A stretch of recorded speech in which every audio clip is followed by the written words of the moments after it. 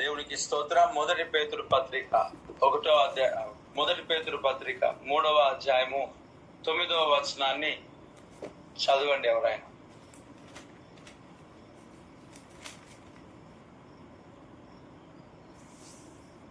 మొదటి పేతురు పత్రిక 3వ అధ్యాయం. ఆశీర్వాదమునకు వారసులవుటకు మీరు పిలువబడుతురి గనుక కీడుకు ప్రతి కీడైనను దూషణకు ప్రతి దూషణైనను చేయక దీవించుడి. దేవునికి మహిమ కలుగును గాక. మనము దేవుని యొక్క సన్నిధిలో పిలువబడిన వారముగా మనం ఉంటున్నాం. పిలువబడిన వారముగా ఇక్కడ చెప్తా ఉన్నాడు. ఎందుకు పిలువబడి?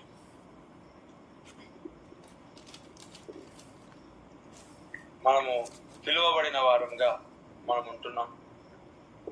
అయితే ఎందుకు పిలువబడ్డాము అంటే అక్కడ రాశాడు, మీరు ఆశీర్వాదమునకు వారసులగుటకు మాత్రమే పిలువబడ్డారు. ఆశీర్వాదమునకు వారసులుగా ఉండడానికి ప్రభు సన్నిధిలో మనము పిలువబడి ఉన్నాం. దేవుడు మనల్ని పిలిచాడు, పేరు పెట్టి ప్రభు మనల్ని పిలిచాడు. మనం దేవుని యొక్క సంఘంలో, ఆయన సమాజంలో చేర్చబడిన వారమై ఉన్నాం. ఆయన సొత్తైన ప్రజలమై ఉంటున్నాం. మనల్ని ప్రభు పిలిచాడు కనుక మనం ప్రభు సన్నిధిలో ఆయన బిడ్డలముగా మనం ఉంటున్నాం. అయితే ఆ ప్రభు మనల్ని పిలిచిన కారణం, మనల్ని మొట్టమొదట ఆశీర్వాదములకు వారసులుగా ఉండడానికి దేవుడు మనల్ని పిలిచాడు. దేవునికి స్తోత్రం. ఆశీర్వాదములకు వారసులుగా ఉండడానికి ప్రభు మనల్ని పిలిచాడు. దేవుడు మనల్ని పిలిచాడు, నన్ను పిలిచాడు. దేవునికి స్తోత్రం. అయితే అనేక సందర్భాల్లో ప్రభు మనల్ని పిలిచిన విధానం మర్చిపోతాం. మనల్ని దేవుడు ఏ పేరుతో పిలిచాడు, ఎలా పిలిచాడు అనేది కూడా గ్రహించాలి. ఈ వాక్యం చెప్తా, ఈ వాక్యం మనం చదివితే అక్కడ కరెక్ట్ గా అక్కడ కనబడుతున్న మాట, ఆశీర్వాదములకు వారసులగడానికే పిలిచాడంట. వేరే ఒక ఉద్దేశం ఏం లేదు దేవుడికి.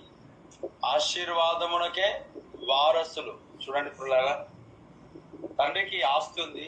ఆస్తిలో వారసత్వం ఎవరికి వస్తుంది అని అంటే కుమారులకు వస్తుంది. మనం బిడ్డలం కనుక దేవుని యొక్క ఆయనకున్న ప్రతి ఆస్తి వారసులుగా ఎవరనంటే మనకే. అయితే మనము దేవునికి ఆశీర్వాదం అనేది బహు సమృద్ధిగా మనకు కనబడుతుంది ఆయనకి, తండ్రికి.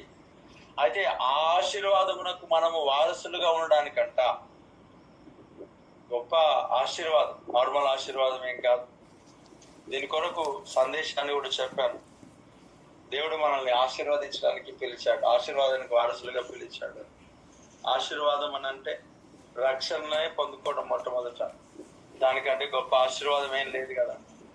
రక్షణ ఏమంటాడు, దుష్టత్వం నుండి మీరు మళ్ళించడం వలన మీరు ఆశీర్వదింపబడ్డారు.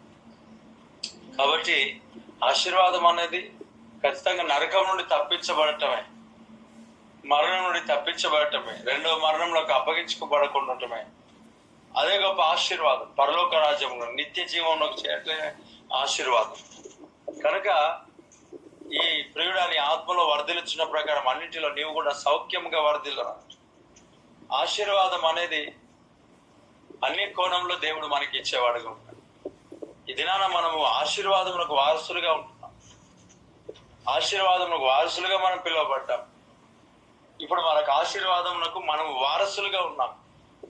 అంటే మనకు వారసత్వం దేవుడు ఇచ్చాడు కనుక మనము దీవించిన వారిని దేవుడు దీవిస్తాడు. మనం ఆశీర్వదించిన వారిని ఆశీర్వదింపబడతారు.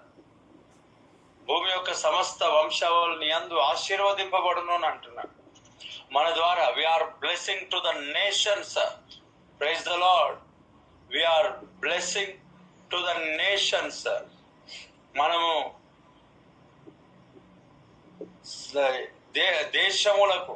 దేశములకు మనము ఆశీర్వాదకరంగా ఉన్నాం.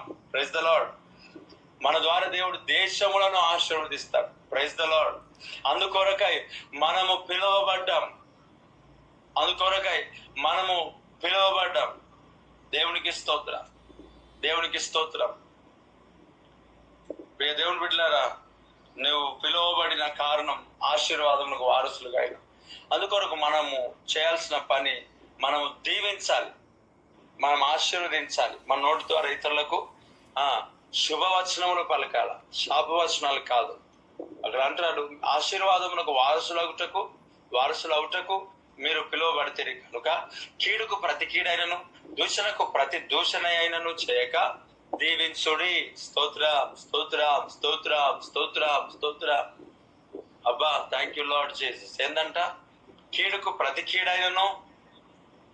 నాకు మన సహోదరులు కొంతమంది ఉన్నారు, ఎన్ని రకాలుగా, ఎన్ని సంవత్సరాలు, ఎన్ని దినములు, ఎన్ని చెప్పినా అయ్యా ఇలా ఉండండి అని అంటే ఓకే అంటారు, తలుపుతారు. వెళ్ళి లాస్ట్కి మరలా అవే తప్పిదములు చేసి వచ్చి అయ్యా సమస్య ఏంది అని అంటే వాళ్ళు అంటారు, లేదన్నా వాళ్ళని బట్టి నాకు ఇట్లాగా జరిగింది, నేను అలా మాట్లాడను కానీ ఇంకా వాళ్ళు అలా చేసినందుకు మాట్లాడాను అంటారు.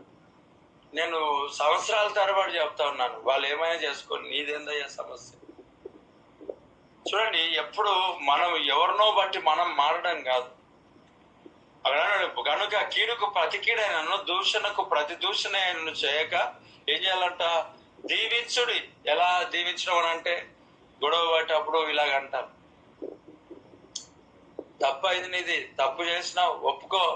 అలాగంటే లేదు నేను చేయలేదు, అది ఇది అనుకుంటా వాదిస్తూ కొన్ని సందర్భాల్లో వాదన ఎక్కువైపోయి గొడవ ఎక్కువైపోయిన తర్వాత సరే పోనీగా నేనే చేసిన తప్పు చేసిన, నాదే, నేనే తప్పు చేసిన, నేనే అలా ఉన్నా, మా పుట్టుకతోనే తప్పు, నేను తప్పు చేసిన, మా ఇంట్లో తప్పు చేశారు, మా కుటుంబం అంతా తప్పు చేశారు, మాదంతా తప్పుడు ఫ్యామిలీ అయి ఉన్నది, మేమంతా తప్పు చేసినాం. ఇలా ఒప్పుకోవడం అనర్థిని, ఇది డంబం అంటారు. ఇది కరెక్ట్ అయింది కాదు. తప్పు చేసినప్పుడు లోపల నుంచి రాళ్ళు పశ్చాత్తాపం. నేను చేసిన, అవును నేను పాపిని, నేనే లోకంలో ఇంకెవరు లేరు, అంత పాపం చేసిన. గొడవలలో కొన్ని సందర్భాలు ఇలా మాట్లాడుతూ ఉంటారు.